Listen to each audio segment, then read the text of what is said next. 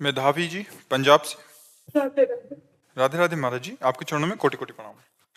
महाराज जी, हम सब ने सुना है कि इस जन्म में जो हमें दुख मिलते हैं वह पिछले जन्म का कोई पाप होगा जो नष्ट हो रहा है, पर वो पुराने जन्म का पाप हमें इस जन्म में क्यों मिलता है या क्योंकि भोगना पड़ता है?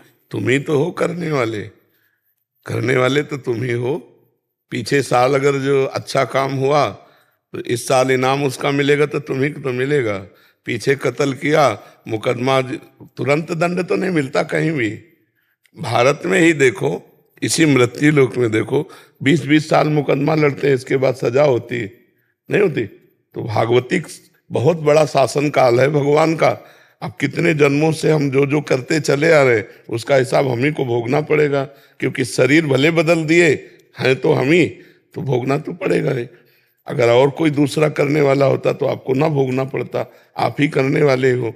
मान लो पिछले जन्म में पुरुष रहे, इस जन्म में स्त्री रहे, उसके पहले क्या क्या रहे, तो जो जो हमसे कर्म होते हैं वो हम ही को भोगने पड़ते हैं, इसमें कोई संशय नहीं है। देखो, भगवान ने स्वयं इस बात को अपने जीवन में करके दिखाया। रामावतार में छुप करके बाली को मारा, तो वही व्याध बन करके श्री कृष्णावतार में अंतिम समय भगवान के चरणों में मारा। तो भगवान ने लीला करके दिखाया कि जो कुछ कर्म किया जाता है उसका फल भोगना ही पड़ता है। रामावतार पिछला जन्म, इस जन्म कृष्णावतार, तो देखो हुआ ना उसमें आकर के। तो हम लोग जीव हैं, जब ईश्वर अवतार लेते हैं तो ऐसी लीला करके दिखाते हैं, तो हमारे द्वारा जो कर्म होता है वो हमें भोगना पड़ता है, चाहे जितने जन्म के बाद मिले वो भोगना पड़ेगा। जैसे भीष्म पितामह जब बाण सैया पे पड़े थे तो भगवान से कहा हमें बहुत कष्ट है, बहुत पीड़ा है।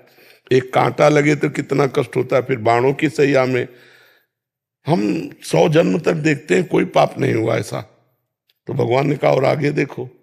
मतलब हमारे हजारों जन्मों का हिसाब किताब है जो हमको भोगना पड़ता है। और अवश्य में भोक्तव्यम कृतम कर्म शुभाशुभम, गीता में भगवान ने कहा है। उसी जन्म में क्यों नहीं मिलता? अब उचित तो यही है, लेकिन अब कानून है सरकार का, बहुत बड़ी सरकार है, तो उसका हिसाब किताब चलते चलते कई महीना कई वर्ष व्यतीत हो जाता है। यहाँ भारतीय सरकार का और भागवतिक सरकार के तो अनंत ब्रह्मांडों का हिसाब है, तो जन्म के जन्म व्यतीत हो जाते हैं। तुरंत अगर मिल जाता तो और बढ़िया रहता। तो फिर जो कष्ट आते हैं वो मतलब सहे कैसे? मतलब पूरे परिवार को वो सहना पड़ता है। हाँ सर, तो वो पूरा संयोग होता है। जैसे किसी बकरे को जिंदा भूनकर खाने में 10 लोग बैठे थे, अब वही बकरा तुम्हारा लड़का बनेगा आके अकेला, और कोई बनेगा माँ बाप, कोई बनेगा बहन, कोई बनेगा परिवार, कोई बनेगा रिश्तेदार, कोई नातेदार, और ऐसा कर्म करेगा सबके डंडे चलेंगे, सबको जलना पड़ेगा, सबको रोना पड़ेगा। नाम जब भी करते फिर भी वो चीज सहन नहीं होती है। नहीं, अभी उस कोटि का नाम जप नहीं करते, नहीं ऐसी कोई बात ही नहीं है जो सहन न की जा सके नाम जप के द्वारा। बहुत कष्ट होता है। हाँ, अब भोगना तो पड़ेगा ही, अवश्य में भोक्तव्यम।